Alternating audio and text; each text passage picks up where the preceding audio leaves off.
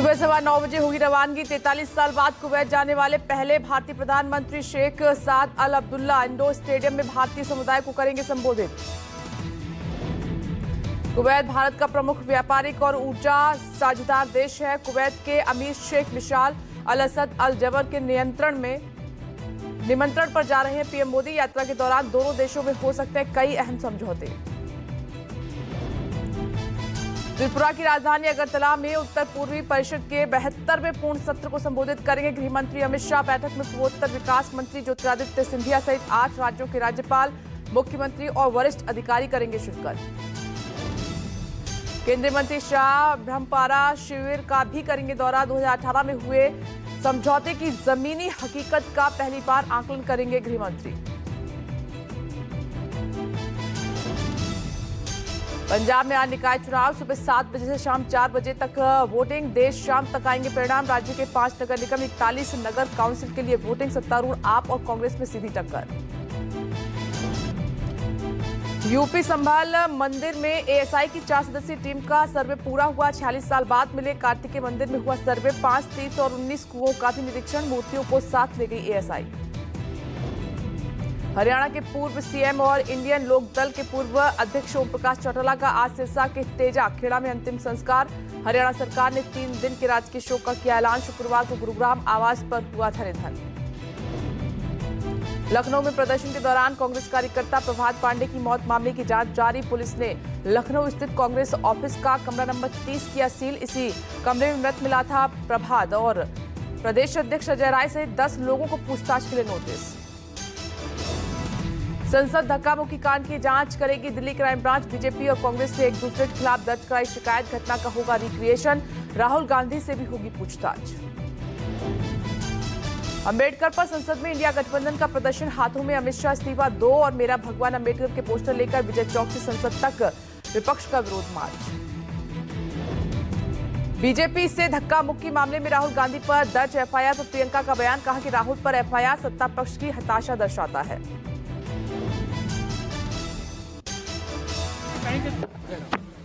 पूरा देश देख रहे हैं राहुल जी पे तमाम इन्होंने केस लगा रखे हैं। कभी नया एफआईआर निकालते हैं, झूठ बोलते हैं। पूरा देश देख रहा है। इससे ये दिखता है कि उनका डेस्परेशन लेवल क्या है।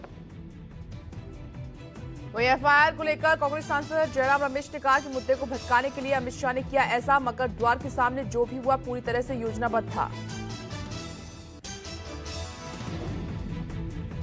कल हुए हंगामे को लेकर बोले सपा अध्यक्ष अखिलेश यादव। कहा कि संसद की कार्यवाही तो खत्म हो जाएगी लेकिन मुद्दा खत्म नहीं होगा। शाह को अपनी गलती स्वीकार करनी चाहिए। के साथ देखिए, हाउस तो खत्म हो जाएगा लेकिन मुद्दा नहीं खत्म होता है। जो बाबा साहब भीमराव अम्बेडकर जी का अपमान हुआ है और जिस तरह का भारतीय जनता पार्टी के लोगों का व्यवहार रहा है, जो विपक्ष की मांग है उन्हें अपने शब्द वापस लेने चाहिए और बाबा साहब भीमराव अंबेडकर जी का अपमान नहीं करना चाहिए। देखिए, अखिलेश यादव ने कहा कि बाबा साहेब का संविधान हमें रास्ता दिखाता है लेकिन बीजेपी समय समय पर संविधान को कमजोर करने की कोशिश करती रही है। अखिलेश यादव बोले कि अमित शाह को अपने शब्द वापस लेने चाहिए और बाबा साहेब भीमराव अंबेडकर का अपमान नहीं करना चाहिए। बीजेपी सांसदों का राहुल गांधी के खिलाफ प्रदर्शन। बीजेपी सांसदों ने राहुल के खिलाफ की नारेबाजी। एमपी सारंगी आदिवासी महिला के समर्थन में प्रदर्शन। बीजेपी सांसदों की मांग, राहुल गांधी माफी मांगे। संसद परिसर में राहुल गांधी के खिलाफ प्रदर्शन। बीजेपी सांसदों का प्रदर्शन। बीजेपी नेता अनिल बलूनी, अरुण गोविल और अन्य नेता मौजूद रहे। सांसद प्रताप सारंगी और मुकेश राजपूत की मौजूदा सेहत स्थिर। आरएमएल हॉस्पिटल ने मेडिकल बुलेटिन जारी कर कहा कि दोनों की हालत बेहतर है, बीपी नियंत्रण में है, दोनों डॉक्टरों की निगरानी में है। दोनों सांसदों के देखने अस्पताल पहुंचे शिवराज सिंह चौहान। कहा कि लोकतंत्र का गला घोटने का ये कांग्रेस के डीएनए में है। पहले भी 1975 में इंदिरा गांधी ने लोकतंत्र का गला घोटा था। मुंबई कांग्रेस दफ्तर में बीजेपी युवा मोर्चा का हंगामा। ऑफिस में की तोड़फोड़ की कोशिश। कांग्रेस नेताओं के पोस्टर्स पर फेंका काला रंग। पुलिस ने की बीजेपी कार्यकर्ताओं को रोकने की कोशिश। कार्यकर्ताओं पर किया लाठीचार्ज। कई कार्यकर्ता घायल। गुजरात के गांधीनगर में राहुल गांधी के खिलाफ भारतीय जनता युवा मोर्चा का प्रदर्शन। राहुल गांधी का फूंका पुतला। बीजेपी कार्यकर्ताओं का आरोप, अमित शाह के भाषण को गलत तरीके से किया गया पेश। राहुल गांधी पर संसद के बाहर गलत बयानबाजी का भी आरोप। संसद में धक्कामार सियासत पर भारी उबाल, विपक्ष के हंगामे के बाद लोकसभा की कार्यवाही अनिश्चितकाल के लिए स्थगित। स्पीकर का निर्देश, संसद के किसी द्वार पर स्वीकार्य नहीं होगा प्रदर्शन। बीजेपी सांसद निशिकांत दुबे ने राहुल के खिलाफ विशेषाधिकार हनन और सदन के अपमान का नोटिस भेजा। राहुल को लोकसभा से निलंबित करने की मांग की।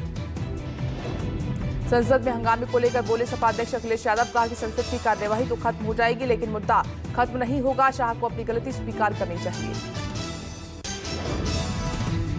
बीजेपी पर केजरीवाल का बड़ा हमला, बोले कि बीजेपी ने पूर्वांचल के लोगों को घुसपैठिया कहा। पूर्वांचल के लोग बीजेपी को जवाब देंगे। बीजेपी का कोई नेता आए घर तो ना दे अपना आधार कार्ड।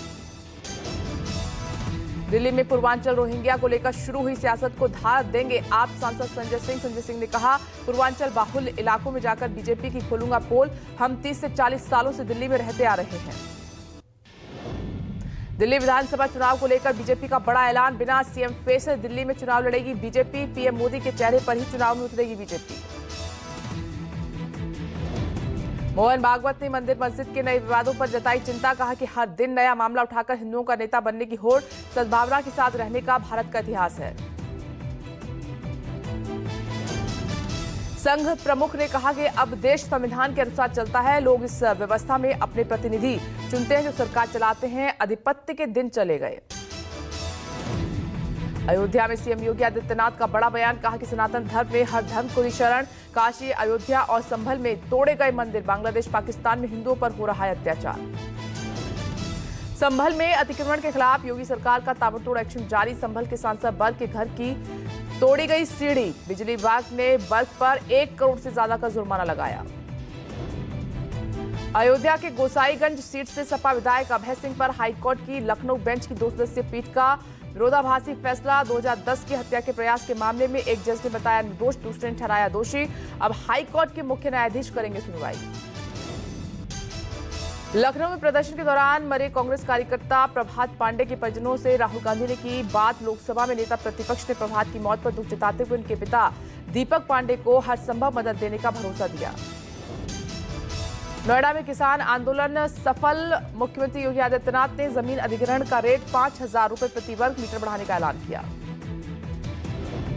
फडणवीस के अर्बन नक्सल बयान पर बोले संजय राउत, कहा कि मुख्यमंत्री क्या कहते हैं उस पर ध्यान न दें। शाह ने तो कहा था कि नक्सलवाद खत्म हो गया।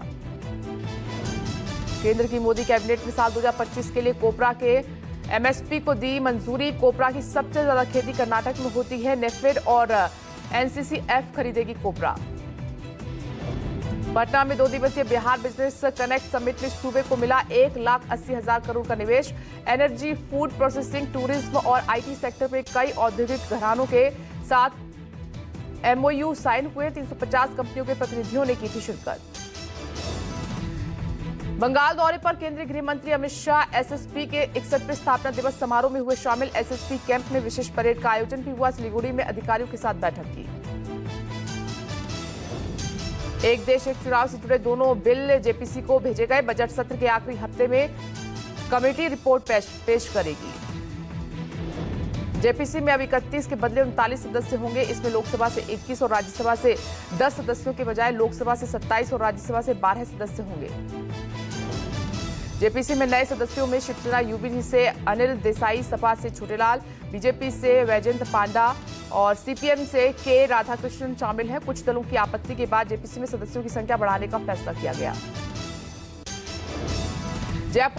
जयपुर टैंकर हादसे की जांच के आदेश दे दिए गए हैं। एसएमएस अस्पताल पहुंच सीएम भजनलाल ने घायलों का हालचाल जाना। मृतकों के परिजनों और घायलों के लिए आर्थिक मदद का ऐलान हुआ है। डीएनडी पर टोल टैक्स को लेकर सुप्रीम कोर्ट का फैसला। टोल फ्री रहेगा। डीएनडी फ्लाईओवर टोल कंपनी एनटीबीसीएल की अपील खारिज। कोर्ट ने कहा कि बिना टेंडर ठेका दिया जाना गलत फैसला। दिल्ली के स्कूलों में धमकी का सिलसिला जारी है। शुक्रवार को द्वारका के डीपीएस स्कूल को बम से उड़ाने की धमकी मिली। भोपाल में आयकर विभाग की बड़ी रेड। जंगल में मिली कार से करीब 52 किलो सोना और 11 करोड़ का कैश बरामद। रियल एस्टेट कारोबारियों पर चल रही रेड के बीच मिली बेहिसाब सोना और कैश। कर्नाटक में बीजेपी नेता सीटी रवि गिरफ्तार। राज्य मंत्री लक्ष्मी हिबालकर की शिकायत पर एफआईआर दर्ज हुई है। बेलगावी में विधानसभा भवन से गिरफ्तार किए गए सीटी रवि। सीटी रवि पर मंत्री लक्ष्मी हिबालकर को अपशब्द बोलने का आरोप लगाया। विधान परिषद में लक्ष्मी हिबालकर के खिलाफ अपमानजनक शब्दों का इस्तेमाल किया। गिरफ्तारी के बाद पुलिस ने उन्हें रात भर जिले के अलग अलग पुलिस में लेकर गई और पुलिस के मुताबिक बीजेपी समर्थकों ने काम में बाधा डाली और जिसके चलते उन्हें बेलगावी से बाहर नहीं ले जा पाए। दिल्ली में प्रदूषण, ठंड और धुंध का कहर जारी है। अगले 2 दिन के लिए अलर्ट जारी। 32 केंद्रों में एक्यूआई अति गंभीर, एक्यूआई 448 दर्ज। दिल्ली के कुछ हिस्सों में घना कोहरा छाया। मौसम विभाग के मुताबिक दिल्ली में न्यूनतम तापमान 7 डिग्री सेल्सियस दर्ज किया गया है और सीपीसीबी के अनुसार दिल्ली में आज प्रदूषण का स्तर खतरनाक है।